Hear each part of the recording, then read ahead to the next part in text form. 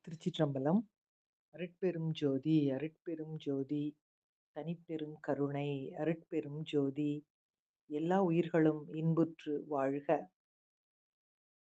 பிரபஞ்சம் ஒரு கண்ணாடி மாதிரி. நீ என்ன நினைக்கிறாயோ, என்ன உணர்கிறாயோ, அதையே அது திருப்பிக் காட்டும்.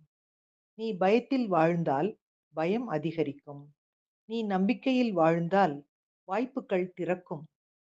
கர்மா என்பது தண்டனை அல்ல, அது சமநிலையை உருவாக்கும் சக்தி. நீ ஒருவரை காயப்படுத்தினால் அதே உணர்வை வேறொரு வடிவில் நீ அனுபவிப்பாய்.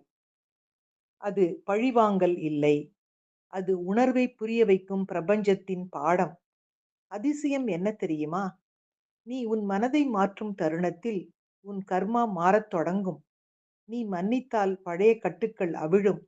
நீ நன்றி கூறினால் புதிய அருள்கள் வரும். நீ அமைதியை தேர்வு செய்தால் பிரபஞ்சம் உன் பாதையை சீர் செய்யும். நிம்மதி என்பது வெளியிலிருந்து வரும் பரிசு இல்லை. அது உன் கர்மா சுத்தமான போது உன்னுள் மலரும் நிலை. அது உன் கர்மா சுத்தமான போது உன்னுள் மலரும் நிலை. பிரபஞ்சம் உன்னை சோதிக்கவில்லை. அது உன்னை உயர்த்திக் கொண்டே இருக்கிறது. அதனால் நிம்மதியை தேடாதே.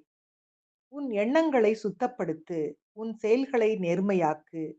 உன் மனதை தெளிவாக்கு. அப்போது நீ தேடிய நிம்மதி நீயே என்பதை உணர்ந்து ஆச்சரியப்படுவாய் என்ற இந்த உண்மையினை இங்கு பதிவு செய்து இதை இன்றைய சிந்தனையாக்கி மகிழ்வோடு காலை வணக்கம் சொல்வது, இனிய காலை வணக்கம் சொல்வது உங்கள் அழகம்மை சுவாமிநாதன். Happy morning.